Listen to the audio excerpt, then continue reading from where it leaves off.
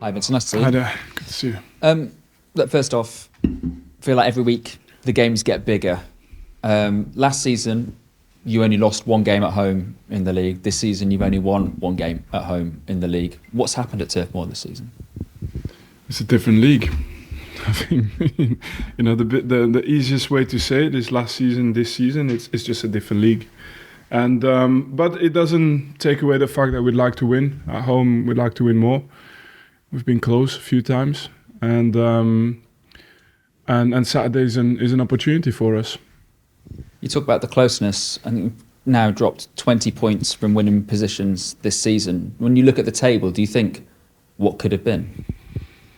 Yeah, I mean, it's always been said it's the hardest thing is to score the first goal, and that's not been a problem for us. But I think this season, I don't know, you guys have maybe looked into the statistics more than I have for this, but it looks like it's a strikers' league at the moment.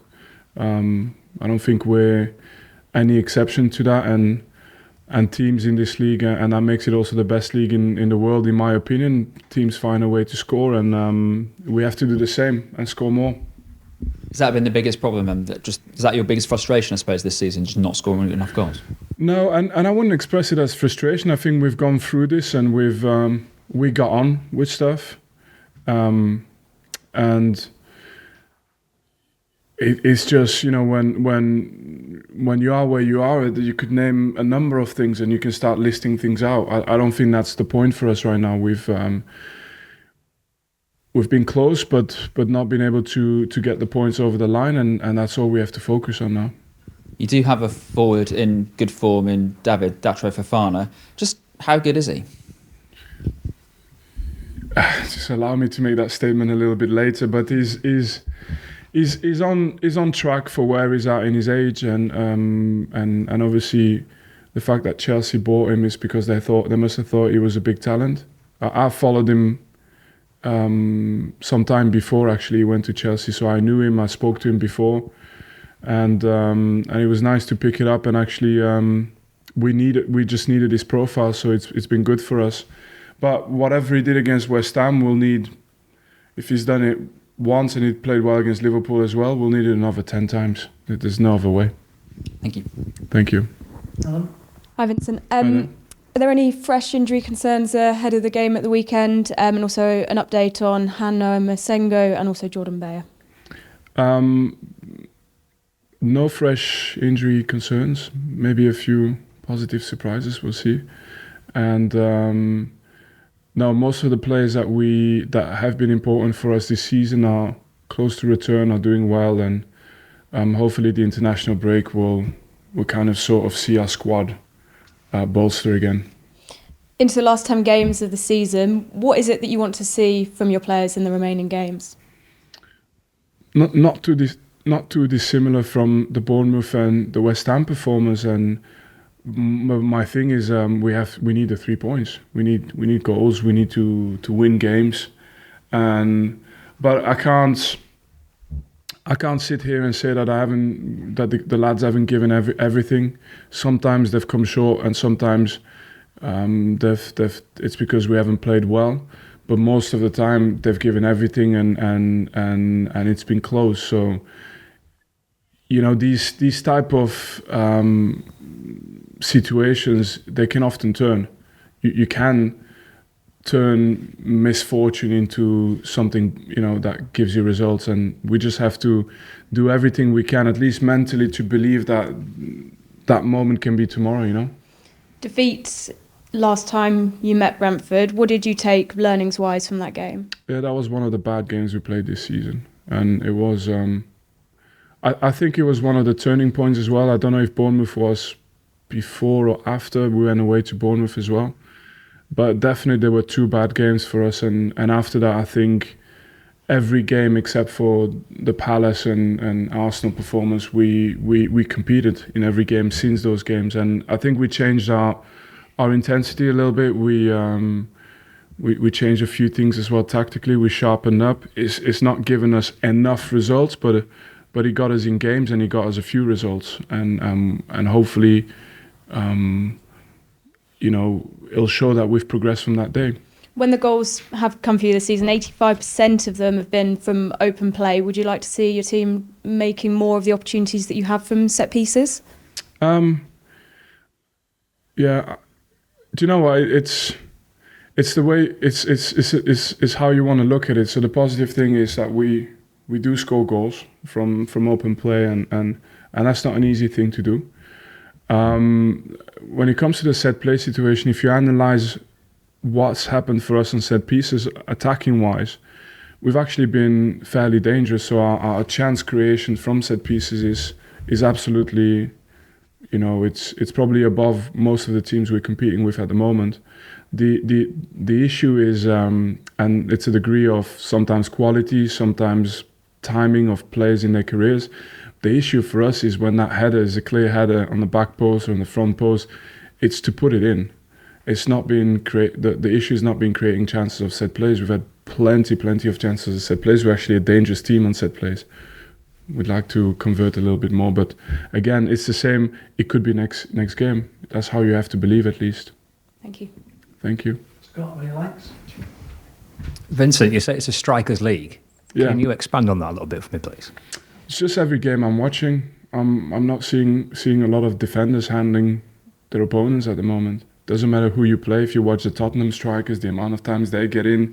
If you watch every team, and I think it's good for football, but there's more runs in behind. It's also a little bit more difficult to just sit back and defend because teams are a little bit, teams tactically understand how they need to create overloads, how they need to also keep you in, pin you in, and every team has got quite good principles of reacting when they lose the ball, recovering the ball, transition again.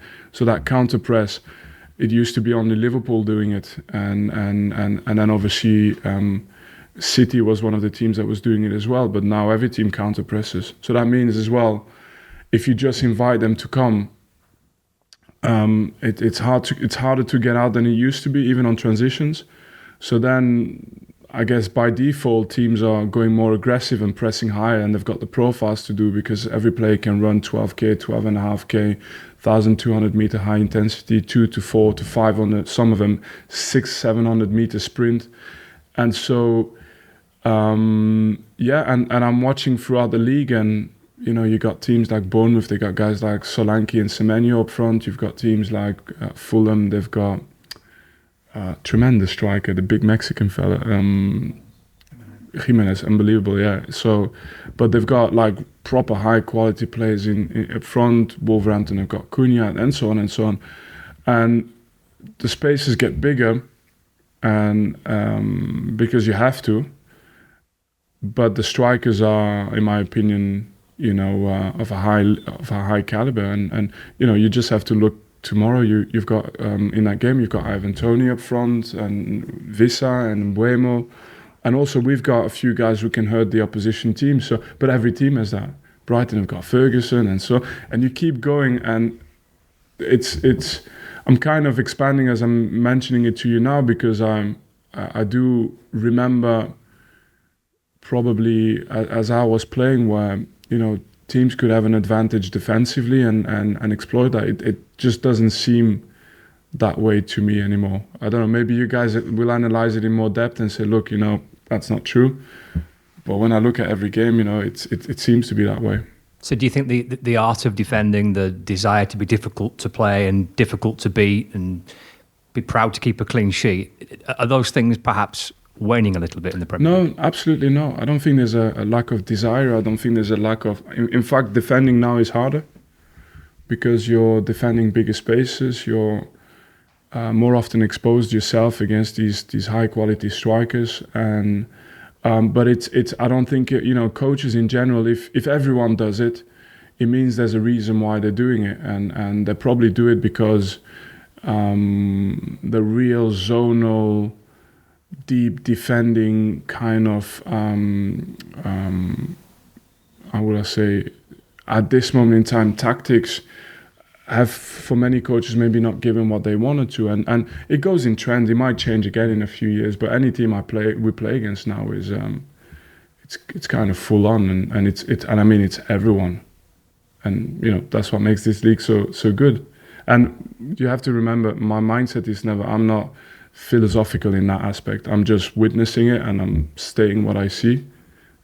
Maybe you see the same thing. I spoke to Josh Cullen this week, and he was speaking about this, trying to look beyond just this season, look at the bigger picture, the cycle of the football club, where it's at, and whether it's staying up or going down, whether it's Premier League football next season or not. It's about making this club competitive in the long term. Yeah. Is that quite nice to hear that from one of your players? But I think everyone in the club understands that. You know, that's why we don't get dragged into anything other than the next game. That's all that matters. And you know, we've probably stated this. I think what we've done is we've done the right thing by stating it at the beginning of the season consistently, and in moments where we had time to reflect. But now we're in the middle of the season. I can guarantee you that the only priority for us is to make the most of the next 10 games we have, and then at the end we can always reflect again. And but probably that's why the club has been fairly just consistent and calm. Got a really good performance on Sunday, and a good point, wasn't it, at West Ham? You're within 10 points of safety. You've got Forest to play at home. They could yet be deducted points. There's still a really interesting period to come, I think, isn't it, this season? That's, you know, I try not to look too much at the other teams, and you know that, but I do look for. My life is like this. I look for any opportunity to do something special, and any season, you know, this season can still be that. So why throw away this opportunity? It's 10 games, and you never know. We experienced something fantastic last year, but there's absolutely no reason why the next 10 games cannot give us the same feeling back, and that's how we have to approach it. Would that be a bigger achievement from this? Yes. Yeah. Yes, absolutely. Having said that, no, but do you know what? If we had came down with the parachute money, and if we had came down with the squad, I for some reason I looked at a squad planning from May 2022. I had 2 players. Let that sink in. 2 players, and we built from that. So. To the point where now we have stories about why does he play or he doesn't play, but we built from having 2 players. Everybody else was leaving, and we had, you know, we managed to re-sign Jack Cork, and you know we had Goodmanson that we kept, and Jay Rodriguez, and that was it. And there was a couple of guys that were injured, and the contracts were running out, but we built from nothing with no parachute money. Yeah, that's a pretty decent achievement. Good luck. Thank you. Thanks, Scott. Matt. Hi, Vinny. What have you made of Brentford this season? Are you surprised they are sort of in that lower part of the division? It's just a tough league. I've not paid too much attention to other teams in that sense, and they've missed the main striker for a long time, so we know the impact that can have. Can I ask you about Amin Al-Dakil? Not seen much of him the last few weeks. Is he fit and no, available? Injured. He's been injured since he was out of the squad. I think his last game was it Tottenham Hotspur? Yeah, I think so. So which was actually a really good performance, but he's just been injured. Is he one of those ones that could be a surprise return on Saturday? He's not on the surprise return list, no. Obviously, after this game, you got the international break. What sort of plans do you have for those 2 weeks, 10 days, 2 weeks? Pretty standard. You usually use the first week to maybe review the last tranche of games, last 10 games, last 8 games, and build towards the next 9.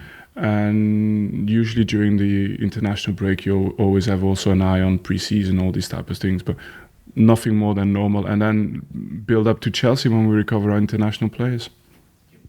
Thanks, Mark. Just finally, before the embargoed section, we'll go to PA. Hi, Vincent. Just you're talking about that squad rebuild. To be a number of core players that have been here a long time, their contracts are up this summer. Have you had any conversations with them about possible renewals? Any progress on that? Well, we'll have the conversation for sure, but the timing of it, it's probably not going to be in the next 2 days, but for sure we'll have the conversation. And we've done it in the past with other players. So. Is that something you could use the international break for, or is it something that needs to wait till the end of the season and the league status? No, well, usually I use the international break to think about those issues, and then I will come with a way to handle those issues in that period of time.